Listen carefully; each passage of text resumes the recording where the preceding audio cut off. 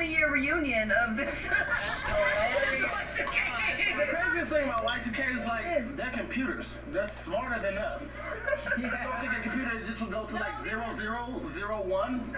Like you don't think? I remember they were saying like, yeah, all the electrical grids are gonna go out. We're gonna be left with no power. Yeah, I remember all of that. I remember all of that. But I was, even then, I was like, yo, like Terminators would be so disappointed in us. They wouldn't even have to like arm themselves to the teeth. They would just come out and just like, you guys are stupid. Let us run you. The only robots that were working okay back then was like Robbie the robot flipping pennies in his mouth. You know? I remember 1999, December 31st, and we were watching the TV because Australia was the first one to hit Y2K, and so everyone was like, did Australia get fucked? And they did it. They're like, we're fine, and then everyone's like, yay! They were just riding kangaroos and shit. And then China's like, we still have 2 months. Oh, wait. Guys, no, but you know what though? I actually had a mini panic attack because of all this.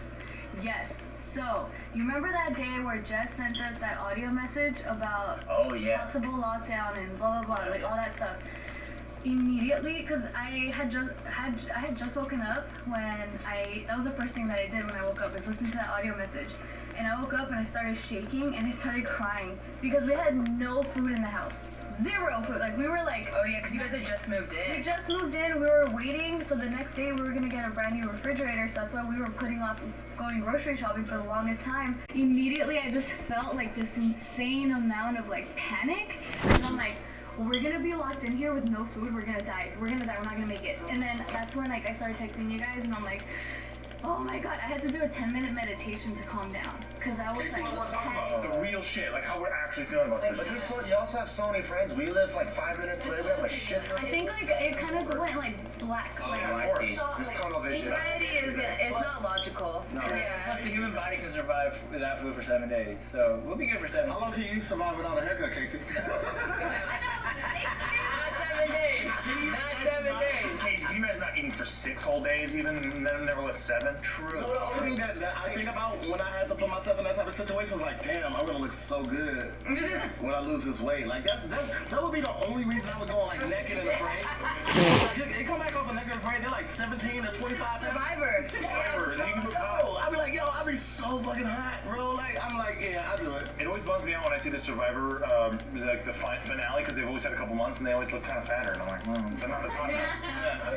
But yeah, once we went grocery shopping and there was like, I saw food in the pantry, food in the fridge, I was like, How was grocery shopping?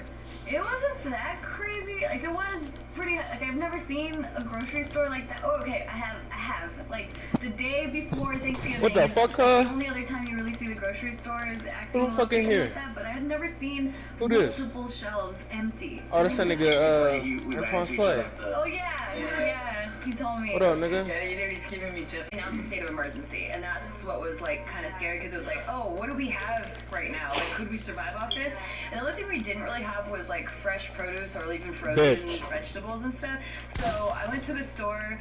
Steve went to a store in Studio City, like bougie Bougie-ass motherfucker. And then I went to the one in Van Nuys. Oh, that's smart. Y'all hit two Yeah, it's 2 different. Bitch, I hear you spamming your goddamn buttons, He's ho. like, everything's I know you cleaned hear up. me, All pussy. the produce, everything. Like, tofu's gone, seitan gone.